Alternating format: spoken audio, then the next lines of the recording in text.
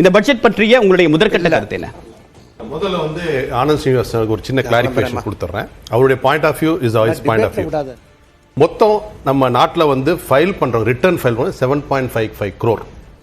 அதில் டேக்ஸ் பே பண்ணணும் பார்த்தீங்கன்னா 2% பே பண்ணுறாங்க. ஆச்சுங்களா? 2 crore which is 2.3. No, 2 crore which is at 2 point something, 2.3 something. So it's around 2% of the total population தான் பே பண்ணுறாங்க. இப்போ இவங்க யார் அப்படின்னு பார்த்தீங்கன்னா salaried people. மிச்சம் இருக்க 98% ஆஃப் பீப்புள் வந்து இவங்களோட ஏழையா? அவங்க டேக்ஸ் டிக்ளேர் பண்ணுறதில்ல, டேக்ஸ் பே பண்ணுறதில்ல. ஆனஸ்ட் என்ன சொல்லணும்? அவர் இவங்க மறுபடியும் இவங்களே அடிச்சுட்டு இருக்கோம். யார் எவன் கணக்கு காமிக்கிறான் அவனையே வச்சு அடிச்சுட்டு இருக்கோம். மிச்சம் இருக்க 98% பற்றி பேசுறது இல்லை.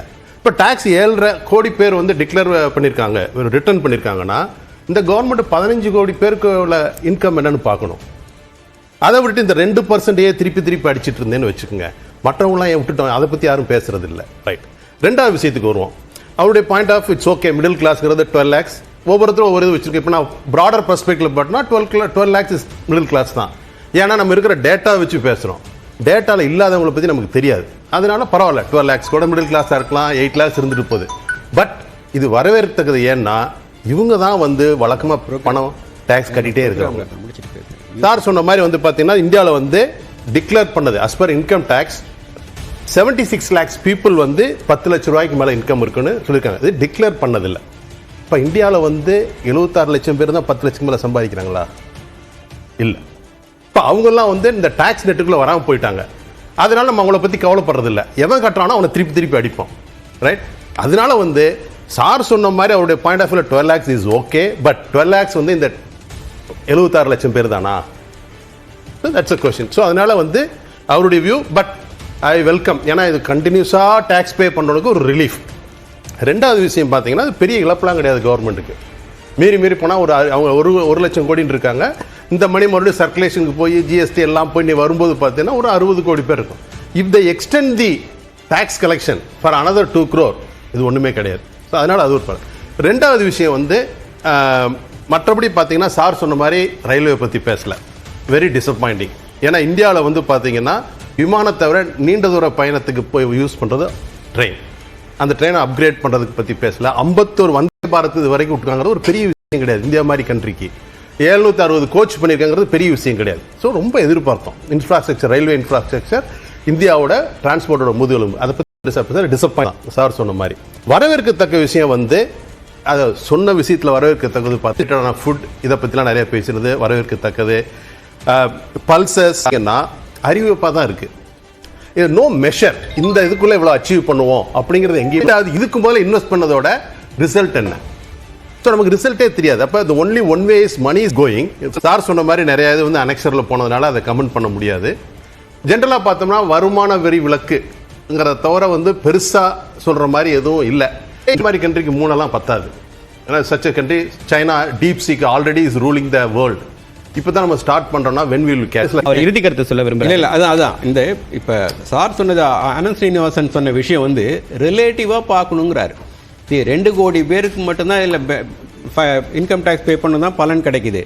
மீதி பேருக்குலாம் இன்ஃபர்மேஷன். இப்போ மந்த்லி கன்சம் சர்வே பண்ணால் வந்து இந்தியா மாத செலவு 4122 ரூபா ரூரல் ஏரியாவில், அர்பன் ஏரியாவில் 6996 ரூபா. ஸோ மெஜாரிட்டி இது மாதிரி இருக்காங்க. ஜிஎஸ்டியில் வந்து நீங்கள் கன்செஷன் கொடுத்துருக்கணும். பெட்ரோல் டீசல் டிவிஎஸ் இருக்கும். அவங்க 90% 80% வந்து உணவுக்கு பயன்படுத்துவாங்க. அந்த விலையை வந்து அதிகப்படுத்தி இருக்குது. ஸோ இவங்களுக்கு என்ன பெனிஃபிட்ஸ்? சாதாரண மக்கள் அவங்களோட மந்த்லி இன்கம் வந்து சரி இந்த சர்வே படி 4000 அர்பன்லயே. சரி, ஆனந்த் ஸ்ரீனிவாசன் நிகழ்ச்சியில் பங்கேற்க போனா அவர்கிட்ட இறுதி கருத்து வாங்கிட்டு வந்துறேன். திரு ஆனந்த் ஸ்ரீனிவாசன், எம்எஸ்எம்இ சார்ந்து சிறுதொழில் சார்ந்து இந்த பட்ஜெட்ல முக்கிய அறிவிப்பு என்ன இருக்கு? கோவை, திருப்பூர் இந்த மாதிரியான நகரங்களுக்கு குறிப்பிட்டு ஏதாவது அறிவிப்புகள் இடம்பெற்றிருக்கா?